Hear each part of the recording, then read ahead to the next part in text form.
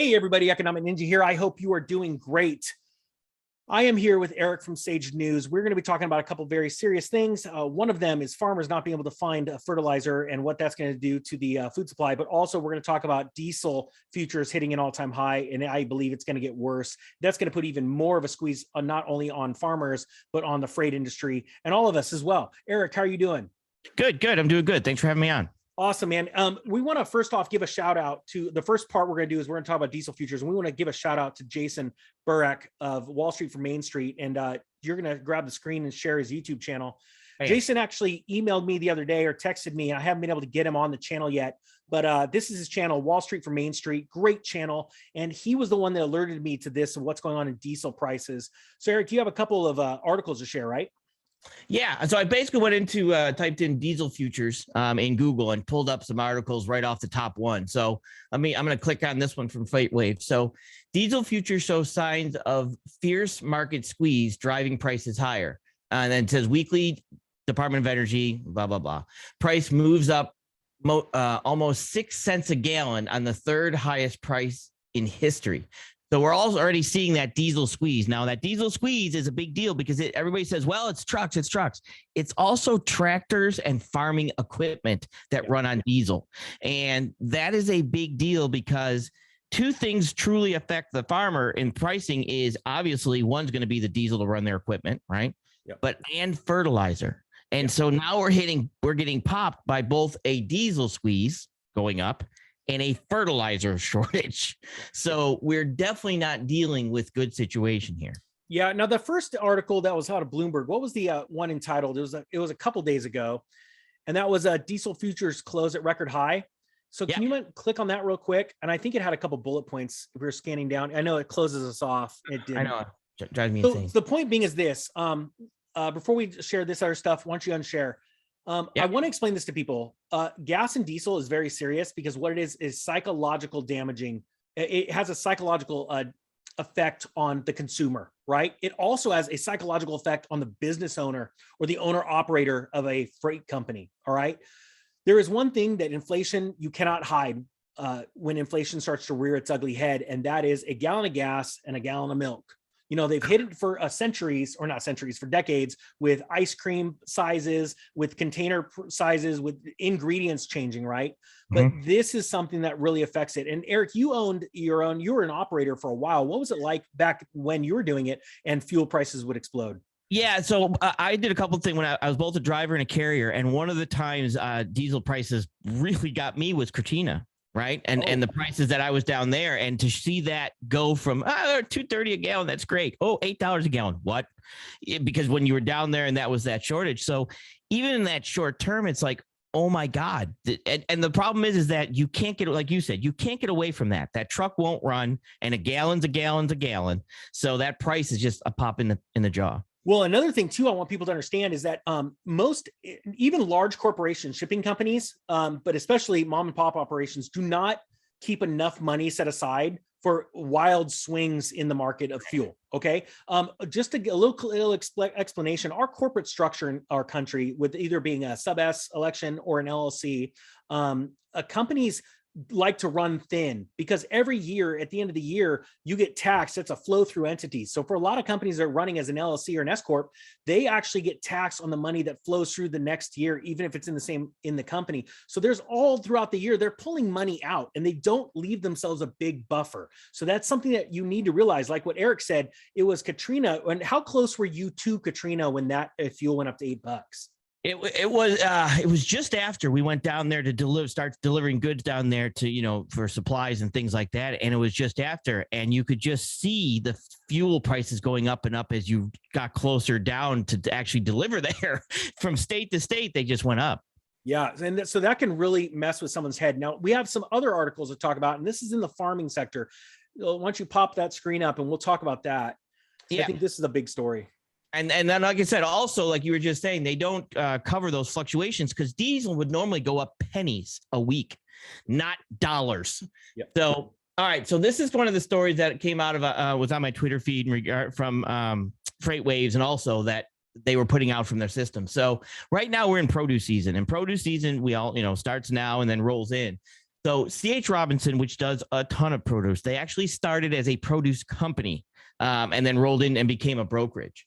One of the biggest mysteries of 2022 has been the muted produce season, which is typically a major bull market for trucking volumes and rates. C.H. Robinson blames low produce volumes on inflation. So they're also saying that because there's so less of produce moving, that is also affecting the volume of trucks that's out there. It couldn't be because all the produce packing plants are burning down right now, right, Eric? It's a good possibility. That's another, conspiracy theory we won't talk about. That just so happens to be 20 of them in 1 year. Yeah. Compared to, normally there's 2. Yeah.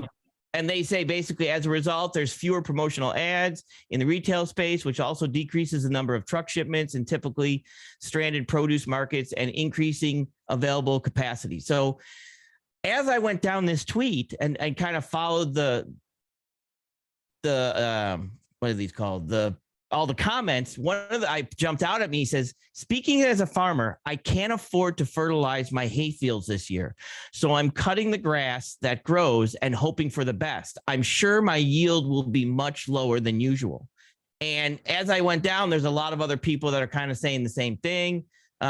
You'll grow crops at lower costs, so profits might, so and so and so and so and so on. So this is kind of scroll down to the baby. I love that anyway, but let's look at that comment. This could be the beginning signs of potential deflation. That's actually not how it works. When we're talking about food and a necessity, when we have a smaller supply, but people have to eat, that actually causes inflation. Deflation comes as people stop buying things they don't need. Discretionary spending collapses. And so I want people to understand that. And I'm not trying to call this person out for not knowing what he's talking about, but deflation in some people's minds is when the act of when people stop buying things, which is true, but then it also is it causes lower prices. But when we're talking about staples, we're talking about food, right? It's going to get nutty. And so let's close on some solutions. We talk about storing food all the time, Eric. And right. You were watching the comment section like crazy. Have you seen any really good ideas lately of like people storing food or what they're doing right now? They're like, that's clever. I'll be honest. Most of the stuff it's shocking to me, and I don't know if we're at a point, but a lot of the people just don't seem to either believe any of this or feel this is actually happening. Right? And it's like, if the government's saying it's not true, well, it is true. You can't say that now. Joe Biden put an address out to the nation that food shortages are coming. He did that 2 weeks ago. Right. All I'm seeing is the same stuff. Like I said, I've repeated myself and I don't have, I'm not selling any, stuff like this. I am literally saying this to you because I see this stuff coming, right? I'm not selling any emergency supply stuff. I'm not doing that. I am legitimately saying, go to the store and get extra cans of food and put them in a closet. You want to talk about selling something? So I talk about the same thing. I have no food affiliate links, but one affiliate link, it was the first one we ever got. And it was my wife's idea because we've had this water filter forever. We started preparing for all this stuff like 10 years ago. And I started reading around, people like, don't store water. It's the first thing people do. It's like the dumbest thing ever. Buy a good water filter. So we bought this water filter and it's incredible. And we loved it so much. For 12 years or 10 years, we were using an emergency water filter as our home water filter. It was better than RO because it does something different than everyone else's do. And I tell people, I'm like, just think logically. Why would you need cases of water that your plastic's going to leach into the water and all that stuff, and you need to store it, where you just put a water filter off to the side and leave it in a box if you don't need it? But ironically, I love it so much now I bought the same version for under my sink. But people all the time are saying, go buy rice and stuff. But I see people throw rice in a bucket and then it mildews and they don't know how to keep the moisture out. So you got to do some certain things to keep the moisture out. Right. So, and that absolutely. And the water filter ID, that's good to have at that point. Yeah. And the truth is this food supply issue is not going to last forever. It's going to resolve itself. But for 90 days to 6 months, I'd be shocked if we don't go through some very gnarly times. And I think it's coming this year. I think it's coming towards the second half of this year.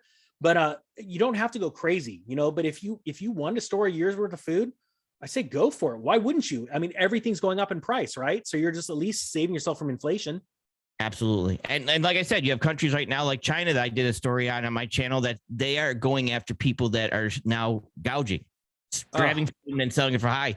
So when that stuff starts to happen, it's obviously something that will eventually get to us. Yeah, but there's a big story because in September, I did a video. If you guys go back in September, my videos in September, the Chinese government came out and warned its people to store up 6 months worth of food because they had a feeling they were going to close everything down and probably put a squeeze on the other country's supply chains. That's just Allegedly. my theory. But yeah, he told everyone and very few people listened. So now what Eric's talking about is price gouging because of the people that are scared. You don't want to be in that crowd. You want to be chilling, eating and going, you know, I've always wanted a side-by-side and a new car and all that stuff. I'll help those people by giving them the money they desperately need for food, and I'll just go buy their stuff. Right. And that's what we're trying to say is like, once you see this price gouging and stuff like that, that means somebody's afraid and somebody's stocked up. And you want to that's stocked up. That's right. We want Ninja Nation to be ready to rock and roll during this time. You're going to be able to help people just by giving them money for food. And in return, you'll just get that fancy thing you've always wanted.